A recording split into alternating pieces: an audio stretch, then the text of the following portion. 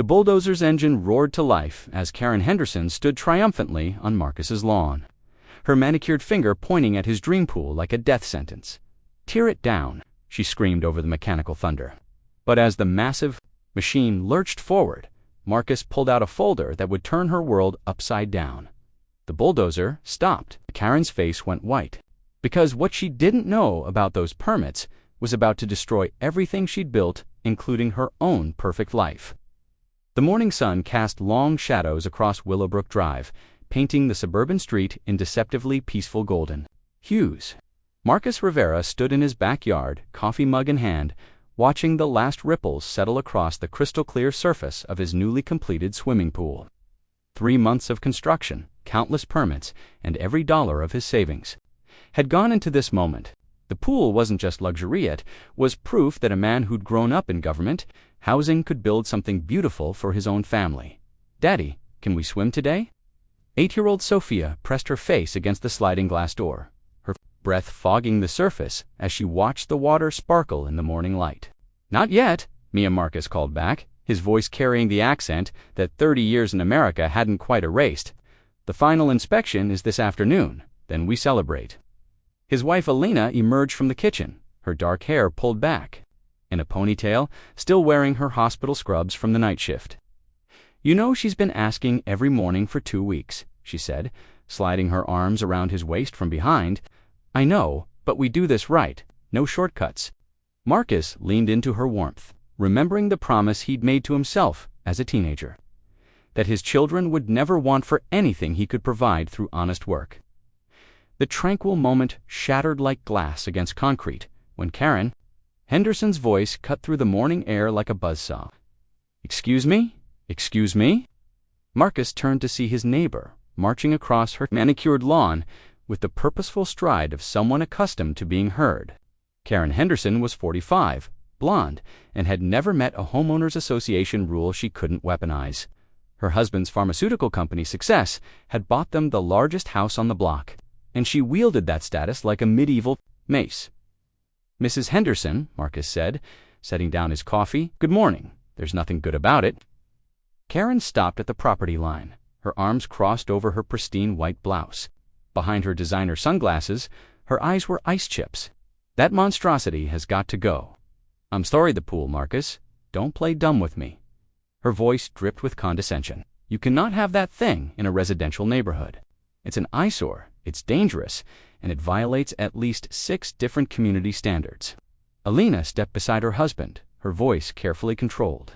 "Mrs. Henderson, we followed all the proper procedures. I don't care what procedures you think you followed." Karen's manicured hand sliced through the air dismissively. "I've already contacted the city, the homeowners association, and my attorney. That pool is coming down." Marcus felt Elena's hand tighten on his arm, but he kept his voice level. "We have all the permits, Karen. Everything was approved. Permits can be revoked." Her smile was sharp enough to cut diamond, especially when they were improperly issued in the first place, which I'm sure they were. The casual racism in her tone hit Marcus like a physical blow, but 20 years of construction work had taught him to swallow his anger. "The permits are legitimate. We can show you. I don't want to see your papers." Karen's voice rose, carrying across the quiet neighborhood. "I want to see that thing gone. You have 48 hours, or I'm taking this to the next level. Trust me, Marcus, you don't want that fight." Sophia had joined them at the sliding door, her small hands pressed against the glass, confusion written across her face as she watched the adults argue. Marcus caught sight of his daughter and felt something cold and hard settle in his chest. "Is that a threat, Karen?" "It's a promise." She stepped closer to the property line, close enough that Marcus could smell her expensive perfume. "I've lived in this neighborhood for 15 years. I know every city councilman, every permit official, every inspector. You think your little pool is going to survive when I make some phone calls?" "You can make all the calls you want," Alina said, her nurse's training keeping her voice steady even as her eyes flashed with anger. "We followed the law." Karen laughed, a sound like breaking crystal. "The law, honey, the law is who you know, and how much influence you can bring to bear. And trust me, between the two of us, I have all the influence." Marcus studied her face, seeing the absolute certainty there. Karen Henderson genuinely believed she could wave her hand and make his family's dreams disappear. The thought made his jaw clench. "Why?" he asked quietly. "Why do you care so much about our pool?" For just a moment, Karen's mask slipped. Marcus caught a glimpse of something deeper fear, maybe, or resentment. But then the facade snapped. "Back into place, property values," she said crisply. "That thing is going to drag down every home price on this street. Some of us actually care about maintaining standards." Standards. Marcus repeated the word like he was tasting poison. "Exactly, standards that you clearly don't understand." Karen adjusted her sunglasses with one perfectly manicured finger. 48 hours, Marcus. After that, I start making calls. And trust me, when Karen Henderson makes calls, things happen. She turned on her expensive heels and walked back, toward her house, her blonde hair swaying with each confident step. Marcus watched her go, his hands clenched at his sides. "Mama, why is Mrs. Henderson angry about our pool?" Sophia's voice was small through the glass. Alina went inside to comfort their daughter while Marcus remained in the backyard, staring at the pool that represented everything he'd worked for. The water was perfectly still now, reflecting the morning sky like a mirror. In 3 hours, the city inspector would arrive for the final approval. Everything was legal, everything was proper, everything was by the book. But as Marcus had learned long ago, the book didn't always matter when someone with influence decided to rewrite the rules. His phone buzzed. A text from his foreman. "Pool looks amazing, boss." Inspector confirmed for 1 p.m. "You did good." Marcus smiled grimly. He'd done more than good, he'd done everything right. Every permit application filed in triplicate, every inspection scheduled and passed, every regulation followed to the letter. Because men like him didn't get second chances when they cut corners. But Karen Henderson didn't know that. She saw a Mexican-American construction worker with a fancy pool and assumed he'd taken shortcuts. Assumed he was the kind of man who could be bullied into submission by threats and social pressure. She was about to learn how wrong she was. By lunchtime, the word had spread through the neighborhood like wildfire. Marcus noticed the curtains twitching as he walked to his truck, the sudden silence when neighbors saw him approaching. Karen's influence machine was already in motion. At 12:30, Marcus stood in his backyard with Alina and Sophia, watching the street for the inspector's arrival. The final approval was a formality. Every previous inspection had passed with flying colors. But now it felt like the most important moment of his life. There, Alina pointed to a white city truck turning onto their street. Inspector Williams was a thin black man in his 50s who'd been doing pool inspections for 2 decades. Marcus had worked with him before on commercial projects. He was thorough, fair, and impossible to intimidate. Mr. Rivera Williams nodded as he approached, clipboard in hand, ready for the final walkthrough. Ready as we'll ever be. They spent 45 minutes going through every detail, the electrical work, the plumbing, the safety barriers, the drainage. Williams checked off item after item on his list, occasionally making notes but asking no questions. This was exactly what a professional pool installation should look like. "Well," Williams said finally, signing the bottom of his inspection form. "Congratulations, Mr. Rivera. You've got yourself a legal swimming pool." The relief that flooded through Marcus was almost overwhelming. Sophia cheered from the patio, already reaching for her swimming goggles. Alina kissed his cheek, whispering, "I'm proud of you" in Spanish. But their celebration was interrupted by the sound of car doors slamming in the street. Karen Henderson was back, and she wasn't alone. Marcus watched in disbelief as a small parade of official-looking vehicles pulled up to his curb. Karen emerged from a black sedan, followed by 2 men in expensive suits. Behind them came a second car carrying what looked like a building inspector and a city official Marcus didn't recognize. "Mr. Williams," Karen called out sweetly, striding across the lawn like she owned it. "I'm so glad we caught you, Inspector." Williams frowned, looking from Karen to the small crowd gathering on Marcus's property. "Mrs. Henderson, isn't it? What can I do for you?" "I need you to revoke that permit," Karen said with the confidence of someone accustomed to getting her way. Immediately, the words hung in the air like smoke from a gunshot.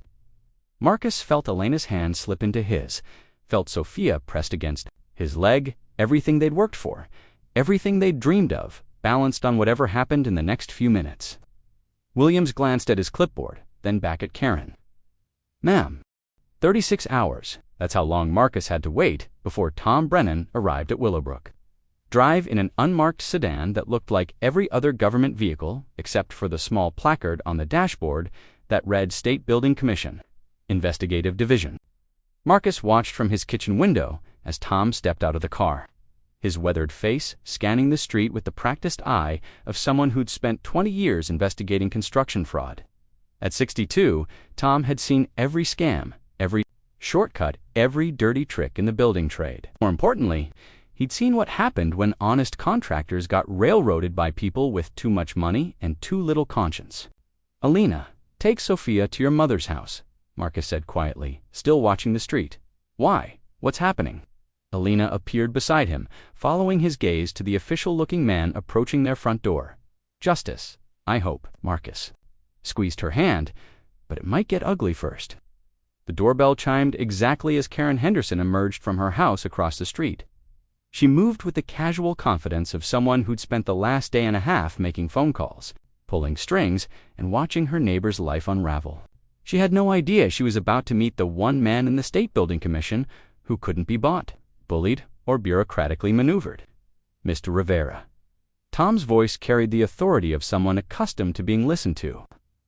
"Tom Brennan, State Building Commission. We need to talk."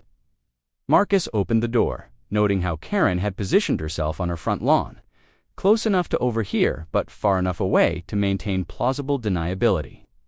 "Come in, Mr. Brennan. I've been expecting you." Tom stepped inside, his eyes immediately cataloging the modest but well-maintained home. Family photos lined the hallway, showing Sophia's progression from toddler to young girl. Alina in her nursing school graduation gown, Marcus receiving a small business award from the Latino Chamber of Commerce. This was the home of people who worked hard and played by the rules. "Coffee?" Marcus offered. "Thanks, but let's get straight to it." Tom settled into the living room chair that faced the backyard, giving him a clear view of the disputed pool. "I got your call yesterday, and I got some very interesting follow-up calls from the city about alleged permit irregularities. From Mrs. Henderson, from Mrs. Henderson's attorney. Actually, George Whitman. We've tangled before." Tom's expression hardened. He specializes in finding technicalities to shut down legitimate projects when his wealthy clients want to flex their muscles. Through the window, they could see Karen pretending to tend her garden while straining to hear their conversation. Tom noticed her surveillance and smiled grimly. "Here's what I know so far," he continued. "Yesterday, the city received a complaint alleging that your pool was built without proper permits. The complaint suggested possible fraud in the application process and demanded an immediate investigation." Marcus felt his stomach drop, "and I spent last night pulling every single document related to your project from 3 different databases." Tom opened his briefcase and withdrew a thick folder. "Want to know what I found, please?" Tom spread the papers across the coffee table like a poker player, revealing a royal flush. "Permit application filed February 15th, complete. With all required documentation, soil analysis completed by certified geologist, structural engineering report signed by licensed pay. Electrical plan approved by city electrical inspector, plumbing diagram approved by city plumbing inspector." Marcus stared at the documents, his own signature visible on form after form. "I remember all of this. I'm sure you do, because you didn't just meet the minimum requirements, you exceeded them." Tom pulled out another set of papers. "Most residential pools require basic electrical inspection. You hired a certified electrical engineer to design your system. Most pools require standard plumbing approval. You brought in a master plumber for consultation. I wanted to do it right. You did more than right. You did it perfectly." Tom's voice carried a note of professional admiration. "In 20 years of investigating construction fraud, I've never seen more thorough documentation. Every phone call logged, every meeting recorded, every change order approved in writing." Marcus felt a glimmer of hope. "Then the permits are valid." "Marcus, your permits are bulletproof. But here's where it gets interesting." Tom leaned forward, his voice dropping. "Someone's been making calls to city officials, claiming your documentation is fraudulent. Specifically, they've alleged that you forged inspection signatures and backdated approval forms. The hope died in Marcus's chest. They're saying I committed fraud. They're saying it. The question is whether they can prove it. Tom's smile was sharp as a blade. Fortunately for you, I've spent the last 18 hours verifying every signature, every date, every stamp on every document. Want to know what I found? Marcus nodded, afraid to speak. Every signature is genuine. Every date is accurate. Every stamp corresponds to the correct inspector on the correct day. Tom pulled out his phone and showed Marcus a digital display, including this one. The screen showed a time-stamped photograph of Inspector Williams signing the final approval form. In Marcus's backyard, in the background, clearly visible, was Karen Henderson herself, standing on her lawn and watching the proceedings. She was there, Marcus breathed. She saw him sign it. She saw him sign it. She watched the entire final inspection, and then she went home and called her lawyer to claim the whole thing was fraudulent. Tom's expression was granite. That's not just harassment, Marcus. That's filing a false report with a government agency. Through the window, they could see Karen had abandoned all pretense of gardening and was now openly staring at the house.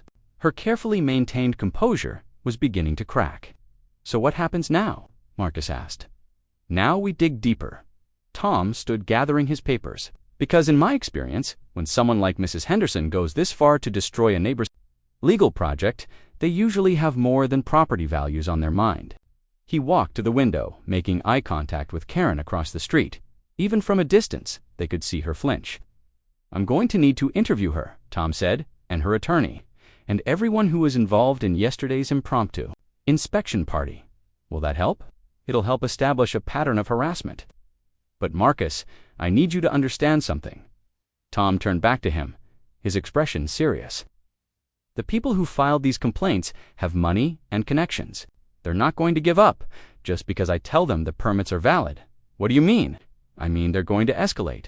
They're going to make more calls, file more complaints, try to find some other angle of attack.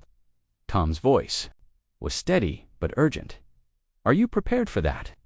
Marcus thought of Sophia's tears, of Elena's exhaustion from working double shifts to help pay for the pool, of 20 years of careful preparation for exactly this moment. I'm prepared. Good, because I'm about to give you some ammunition of your own. Tom pulled out a final document, this one bearing an official state seal. This is a cease and desist order. It prohibits any further interference with your pool. Pending the completion of my investigation, Marcus stared at the document. You can do that. I can do that. And I'm also recommending that the county prosecutor take a look at the false reporting allegations. Tom's smile was cold. Turns out filing fraudulent complaints against legitimate construction projects is a felony in this state. The implications hit Marcus like a physical blow. Karen could be charged. Karen could be charged. Her attorney could be sanctioned. And anyone else who participated in this harassment campaign could face civil liability. Tom gathered his papers. The question is, how far do you want to take this? Marcus looked out at the pool, then at the photograph of Sophia on the mantel, then at Karen Henderson's pale face across the street. As far as it takes, Tom nodded approvingly. Then let's go have a conversation with your neighbor. They walked outside together, Tom's official presence immediately drawing the attention of every neighbor on the street. Karen stood frozen on her lawn, her hand gripping a garden hose like a weapon. Mrs. Henderson, Tom called out, in a voice that carried the weight of government authority. I'm Tom Brennan, State Building Commission. I need to speak with you about the complaints you filed regarding your neighbor's swimming pool. Face went through a series of rapid transformations: surprise, fear, anger, and finally a return to her default expression of entitled indignation. I have nothing to say to you, she called back. Any questions should go through my attorney. Your attorney is next on my list, Tom replied calmly. But I'd prefer to hear your side of the story first. Unless you'd rather we conduct this interview at the State Building Commission office, the threat was politely delivered but unmistakable. Karen looked around the street, suddenly aware that half the neighborhood was watching from windows and doorways.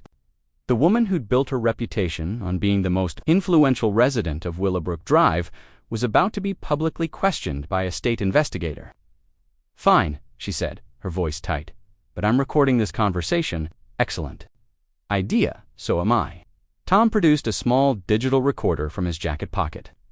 Let's start with your allegations that Mr. Rivera's pool pay. That night, Marcus sat in his home office, surrounded by 20 years of meticulously kept business records.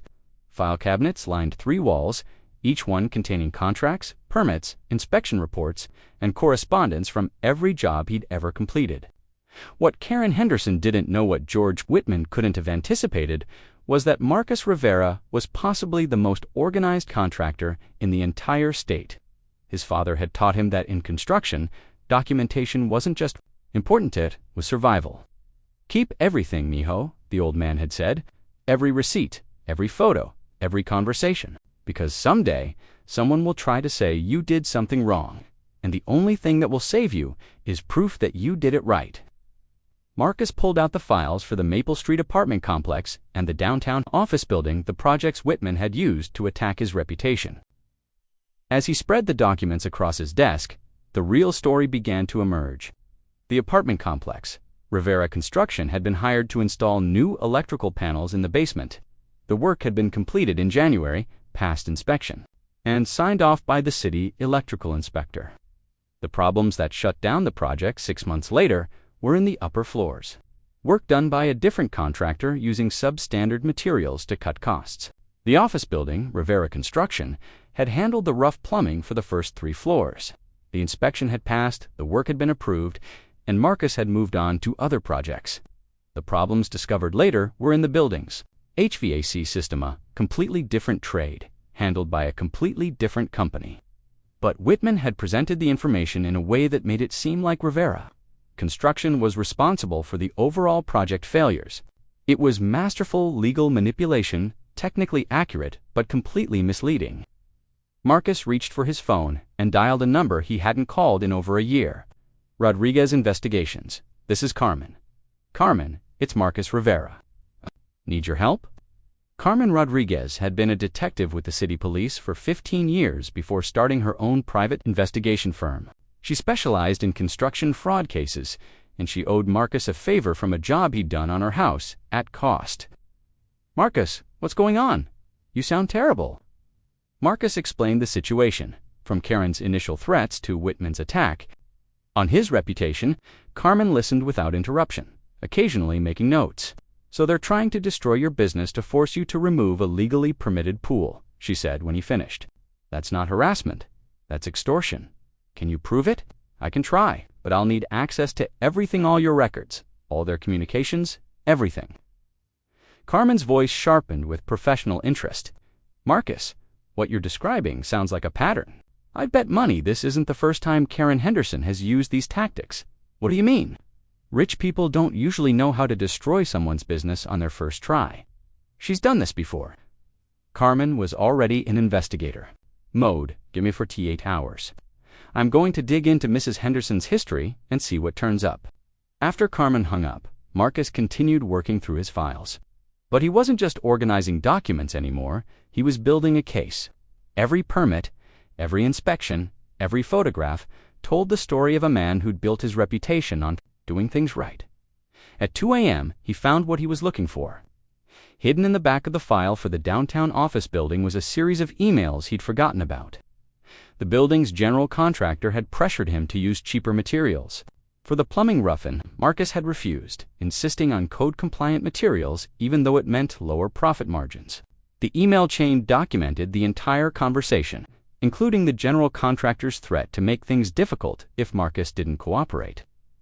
6 months later, when the building's HVAC system failed due to the general contractor's cost-cutting measures, Marcus's plumbing work was the only part of the project that didn't need repair. He had the evidence, he had the documentation, he had the truth.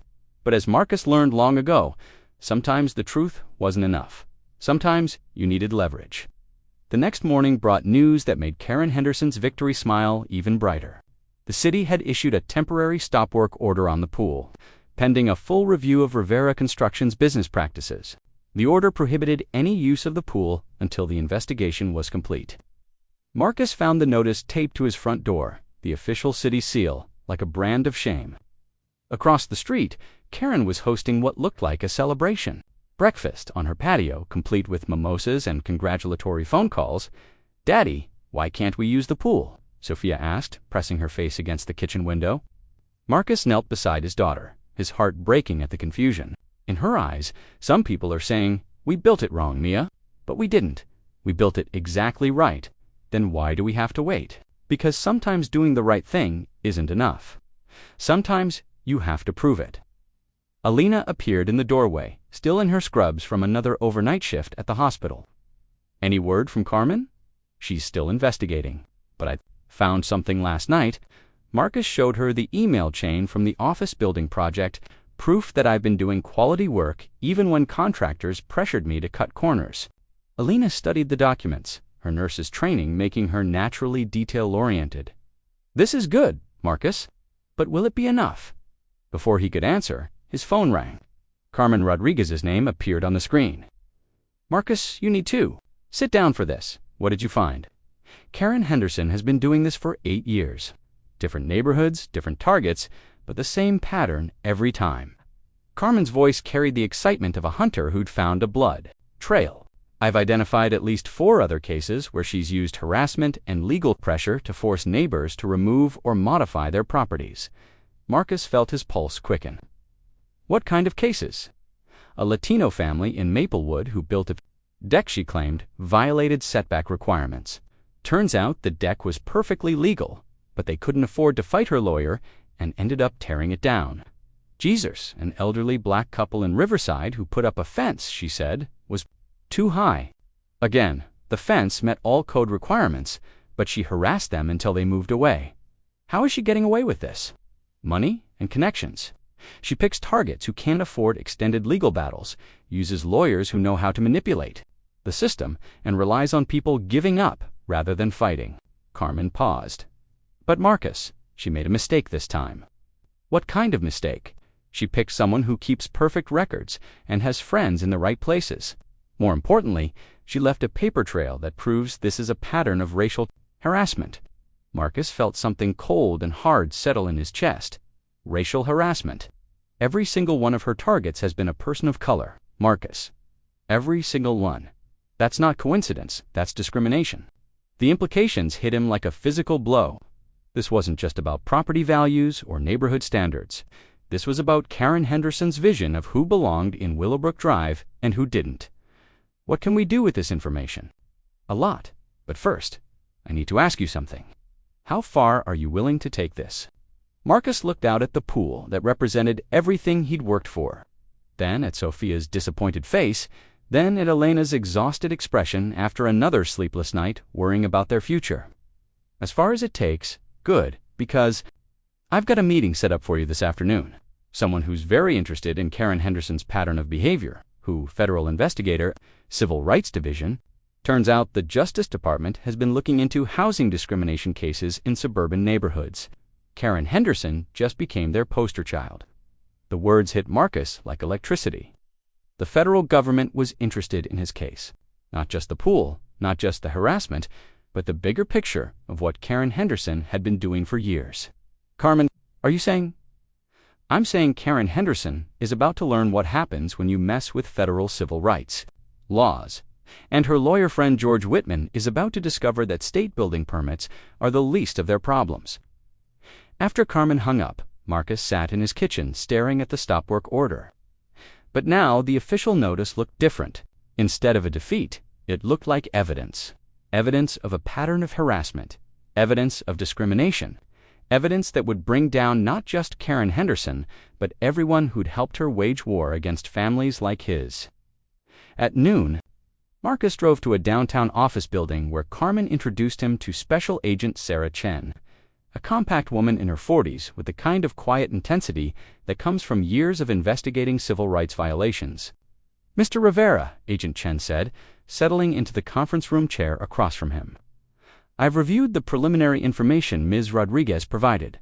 I'd like to hear your story. Marcus told it all from Karen's first threat to the stop work. Ordered that morning, Agent Chen listened without interruption, occasionally making notes on a legal pad. Mr. Rivera, based on what you've told me and what Ms. Rodriguez has uncovered, I believe you're the victim of a federal civil rights violation, specifically housing discrimination based on race and nation. At 6:47 a.m. on Thursday morning, Willowbrook Drive erupted into chaos. Marcus was making coffee when he heard the first car door slam, then another, then the distinctive crackle of police radios and the heavy footsteps of federal agents in tactical gear crossing pavement. Through his kitchen window, he watched the most beautiful sight he'd ever seen. 8 FBI agents surrounding Karen Henderson's house while news vans poured onto the quiet suburban street like water through a broken dam. Special Agent Chen had kept her promise. Alina, Sophia, Marcus called, his voice barely containing 20 years of suppressed frustration, finally finding release.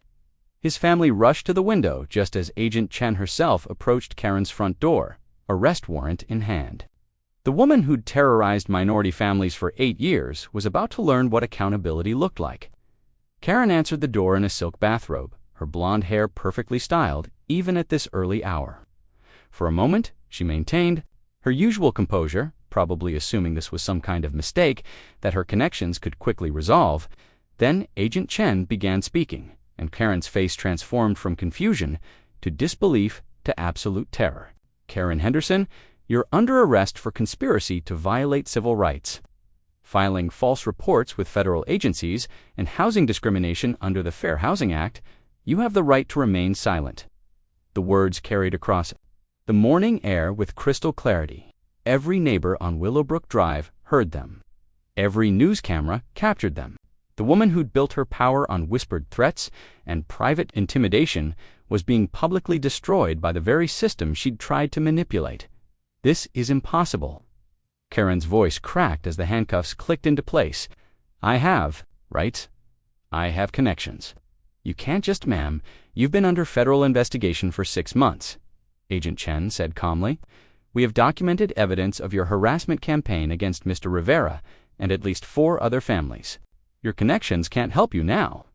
As Karen was led to the waiting federal vehicle, her eyes found Marcus standing in his kitchen window. For a moment, their gazes locked across the street. The woman who'd promised to destroy his life with phone calls and lawyers was now learning that some fights couldn't be won with money and influence. Marcus raised his coffee mug in a small salute. Karen's face contorted with rage and disbelief before disappearing into the back seat of the FBI sedan. But the show wasn't over. At exactly 7:15 a.m., a second team of agents arrived at the law office of George Whitman. Marcus learned about it from a news alert on his phone. Prominent attorney arrested in federal civil rights conspiracy. The charges against Whitman were even more serious than.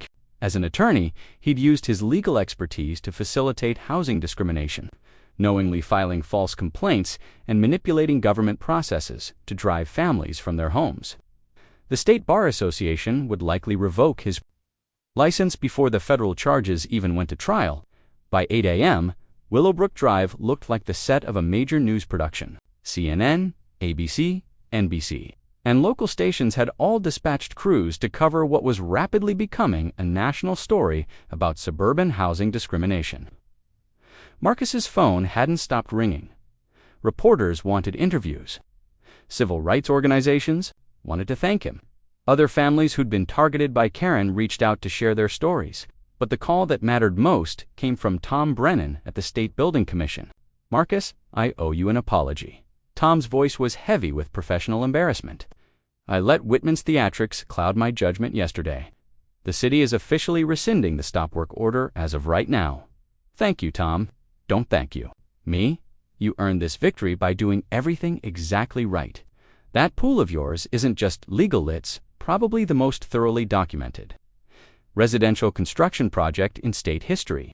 Marcus smiled, watching Sophia press her face against the window as news crews set up their equipment. Think it'll be safe to use now, Marcus? That pool has federal protection. It's safer than Fort Knox.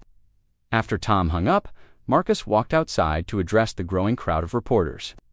Agent Chen had suggested he make a brief statement, both to control the narrative and to encourage other victims of housing discrimination to come forward. My name is Marcus Rivera, he began, standing in front of the pool that had started this entire battle. 6 days ago, my neighbor tried to force me to destroy this pool using harassment, false accusations, and legal intimidation. Succeed because I kept perfect records and because the federal government protects the rights of all Americans to live peacefully in their homes. A reporter called out, Mr. Rivera, Mrs. Henderson, claims this was about property values, not discrimination. How do you respond? Marcus gestured toward the pool, where Sophia's swimming goggles still sat hopefully on the edge. This pool was built with every permit, every inspection, every approval required by law. It's beautiful, it's safe, and it's exactly what my family dreamed of. If that's a threat to property values, then the problem isn't with my pool. What message do you have 4 other families facing similar harassment? Marcus thought of all the families Karen had driven away, all the dreams she'd destroyed, all the children who'd learned that their homes weren't really safe from the hatred of powerful neighbors. Keep records, follow the rules, and remember that in America, the law protects everyone, not just people with money and connections. As the interviews concluded and the news crews began packing up, Marcus noticed something remarkable happening on Willowbrook. Dr. Neighbors who'd been afraid to speak to him during Karen's campaign were approaching his house. The Martinez family from 3 doors down, the elderly black couple who'd moved in last year, the young Asian family with twin toddlers. Mr. Rivera, Mrs. Martinez said, her voice shaking with emotion. We wanted to support you, but we were scared. Karen Henderson. She has ways of making life difficult for people like us. Had ways, Marcus corrected gently. She had ways. Those days are over. The gathering became an impromptu block party, as neighbors who'd been isolated by fear began sharing their stories. Karen's intimidation tactics had affected almost everyone on the street, creating an atmosphere of tension and division that had poisoned the entire community.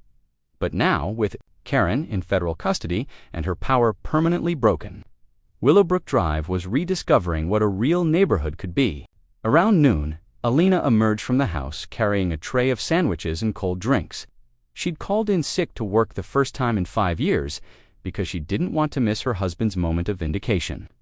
I'm proud of you, she whispered, kissing his cheek as neighbors continued arriving to show their support. We did this together, Marcus replied. You worked those extra shifts to help pay for the pool. You supported me when I wanted to document everything. You never let me give up. Sophia ran up to them, her swimming goggles finally in place.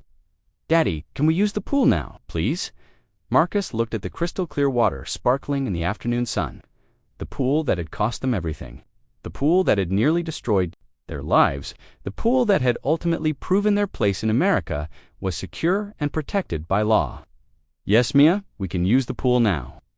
Sophia's shriek of joy carried across the entire neighborhood as she cannonballed into the water, sending spray cascading across the deck. Within minutes, the other neighborhood children had joined her, their laughter echoing off the houses that had been silent with fear just days before.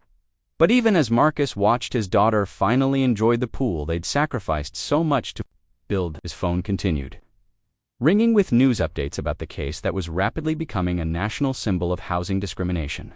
The first call came from a producer at 60 Minutes, wanting to do a segment about suburban civil rights violations. Then, a documentary filmmaker interested in Karen's 8-year campaign of harassment. Then a publisher asking if Marcus would consider writing a book about his experience. The attention was overwhelming, but Marcus understood its importance. His story wasn't just about one family's victory over a racist. Neighbor It was about proving that the American dream was still available, to everyone willing to work for it and fight for it.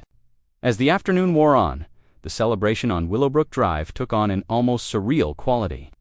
Children who'd never played together were splashing in the pool, while their parents shared stories about Karen's intimidation tactics and planned a genuinely inclusive community for the first time in years. But at 4 p.m., the party was interrupted by the arrival of a familiar black sedan. George Whitman stepped out, no longer wearing handcuffs, but looking like a man who'd aged 10 years in 8 hours. His expensive suit was wrinkled, his confident smile replaced by the hollow stare of someone whose entire world had collapsed. The neighborhood fell silent as Whitman approached Marcus's property line. For a moment, the two men stared at each other across the legal boundary that had become a battlefield. Mr. Rivera, Whitman said finally, his voice barely audible. I need to speak with you. Marcus looked at the man who'd tried to destroy his reputation, his business, and his family's future. Part of him wanted to turn away, to let Whitman suffer in the isolation he'd helped create for so many others. But Marcus Rivera